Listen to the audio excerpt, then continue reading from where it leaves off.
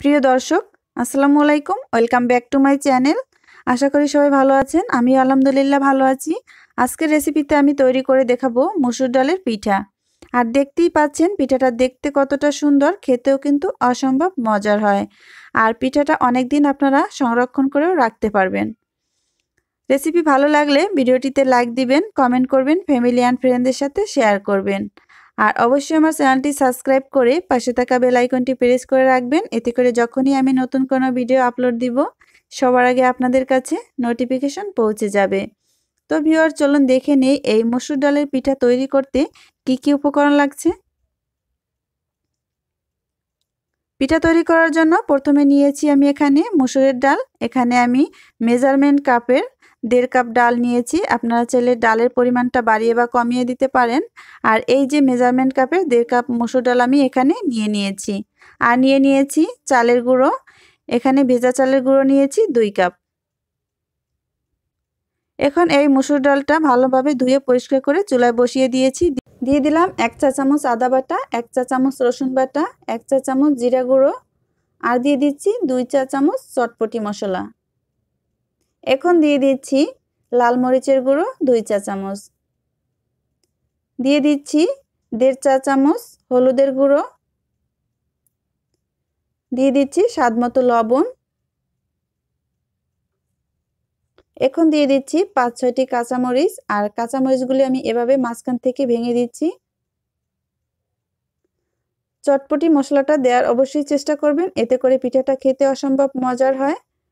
আর এখন দিয়ে দিচ্ছি মেজারমেন্ট কাপের 4 কাপ পানি। আমি এখানে ফুটন্ত গরম পানিটাই দিয়ে দিচ্ছি। দিয়ে নেড়ে চেড়ে এখন ঢাকনা দিয়ে ঢেকে দেব। আর চুলার আঁচটা মিডিয়াম টু হাইতে থাকবে।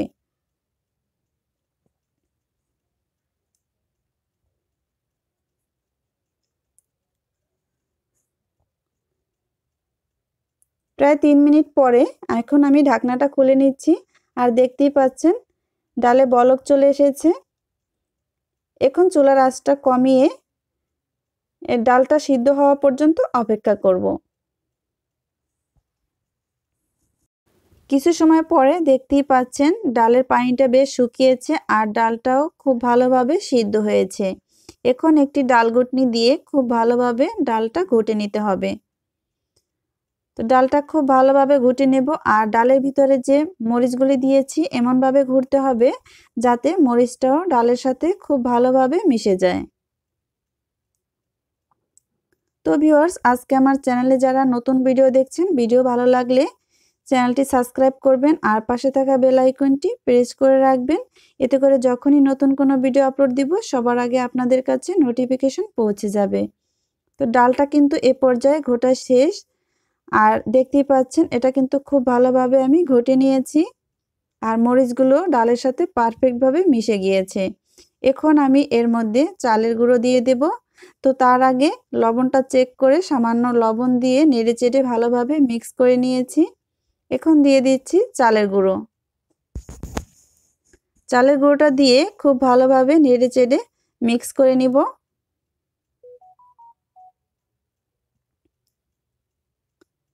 আর চুলার আঁচটা এ সময় একদম লোতে রাখতে হবে। তো নেড়েচেড়ে খুব ভালোভাবে আমি এটাকে মিক্স করে নিয়েছি, দেখতেই পাচ্ছেন। এখন চুলাটা অফ করে ঢাকনা দিয়ে ঢেকে 5 মিনিটের জন্য এটা রেখে দেব। 5 মিনিট পরে ঢাকনাটা খুলে নিচ্ছি। এখন আবারও নেড়েচেড়ে খুব ভালোভাবে মিক্স করে নিব।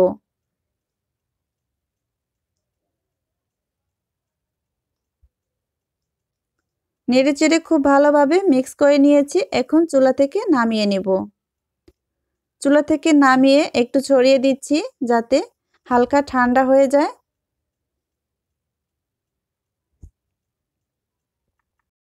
হালকা ঠান্ডা হওয়ার পরে যখন আপনি হাতে সহ্য করতে পারবেন ঠিক এরকম অবস্থায় খুব ভালোভাবে এটাকে মিক্স করে নিতে হবে। সামান্য চালের গুঁড়ো ছিটিয়ে আমি খুব ভালোভাবে এটাকে মিক্স করে নিচ্ছি। আর এই কাজটি কিন্তু আপনাকে হালকা গরম অবস্থায় করতে হবে, তাহলে খুব সুন্দরভাবে আপনি ডোটা তৈরি করতে পারবেন আর পিঠাগুলো পারফেক্ট হবে। 3 থেকে 4 মিনিট সময় নিয়ে আমি খুব ভালোভাবে এটাকে মথে খুব সুন্দর একটি ডো তৈরি করে নিয়েছি। এখন এই ডো থেকে পিঠা বানিয়ে নিব। তো এই ডো থেকে সামান্য ডো নিয়ে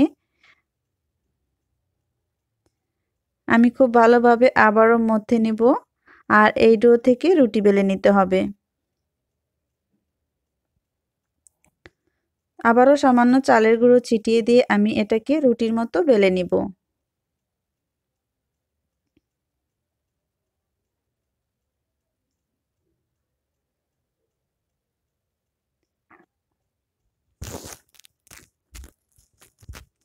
তো দেখতেই পাচ্ছেন আমি ঠিক এরকম রুটির মতো বেলে নিয়েছি।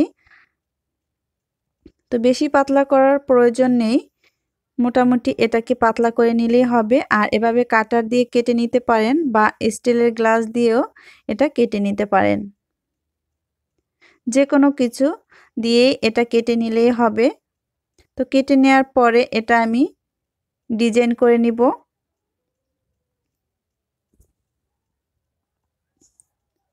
তো একটা রুটি থেকে আমি এভাবে কেটে নিয়েছি। এখন আমি আপনাদেরকে কিভাবে ডিজাইন করব সেটা দেখিয়ে দিচ্ছি। আপনারা ডিজাইন ছাড়া এভাবেও এটাকে ভেজে নিতে পারেন, তবে ডিজাইন করে নিলে দেখতেও সুন্দর লাগে। তো এভাবে একটি চামচ নিয়ে এই চামচের পিছনের সাইড দিয়ে আমি এভাবে ডিজাইন করে দিচ্ছি।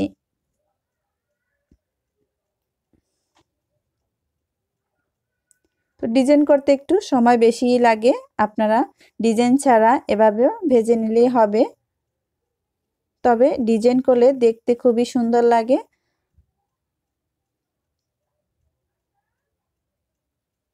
তো কিছু সময় নিয়ে আমি এভাবে ডিজাইন করে নিচ্ছি, আর আপনারা চাইলে এভাবে 3 থেকে 4টা একবারে নিয়েও এই ডিজাইনটা করে নিতে পারেন।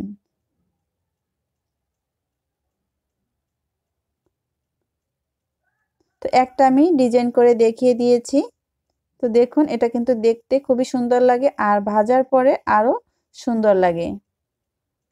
তো আরও এভাবে 3টা বা 4টা নিয়ে আপনি তৈরি করতে পারেন। তো আমি 3টা দিয়ে আপনাদেরকে তৈরি করে দেখিয়ে দিচ্ছি। তো 3টা দিয়ে এভাবে খুব সহজেই আপনি ঝটপট এই ডিজাইনগুলি করে নিতে পারবেন।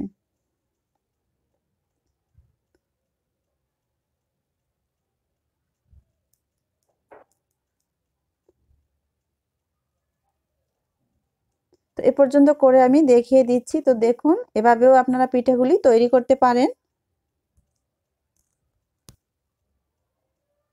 সবগুলি পিঠে আমি একইভাবে তৈরি করে নিয়েছি, আর দেখুন এটা দেখতে কতটা সুন্দর হয়েছে। এখন এই পিঠাগুলি ভেজে নিতে হবে। চুলায় একটি প্যান বসিয়ে দিয়ে পরিমাণ মতো তেল দিয়ে আগে থেকেই গরম করে নিয়েছি। এখন এই পিঠাগুলি ভেজে নিব। তো এক এক করে পিঠা আমি দিয়ে দিচ্ছি, আর দেওয়ার পরেই দেখতেই পাচ্ছেন পিঠাগুলি কিন্তু খুব সুন্দরভাবে ফুলকো হয়ে উঠছে। তো কিছু সময় পরে এক পাশ যখন হয়ে যাবে তখন অন্য পাশ এভাবে উল্টে দিতে হবে। তো উল্টে পাল্টে আমি পিঠাগুলি ভেজে নিব, আর পিঠাগুলি ভাজতে বেশি সময় লাগে না, 3 থেকে 4 মিনিট সময় লাগে এই পিঠাগুলি ভেজে নিতে। আর চুলার আঁচটা এই সময় মিডিয়ামে আছে। তো মিডিয়ামে রেখে ভেজে নেবেন, এতে করে পিঠাগুলি খুবই মুচমুচে হয়। তো এ পর্যায়ে দেখতেই পাচ্ছেন পিঠাগুলি ভাজা শেষ। এখন আমি পিঠাগুলি উঠিয়ে নিব। তো তেল ঝরিয়ে আমি পিঠাগুলি উঠিয়ে নিচ্ছি, আর দেখুন এটা দেখতে কতটা সুন্দর লাগছে। তো তেল ঝরিয়ে পিঠাগুলি উঠিয়ে নিয়েছি, আর দেখুন খুব সহজেই তৈরি হয়ে গেল মসুর ডালের পিঠা। আশা করি আপনাদের কাছে খুবই ভালো লেগেছে। আজ এ পর্যন্তই। আল্লাহ হাফেজ।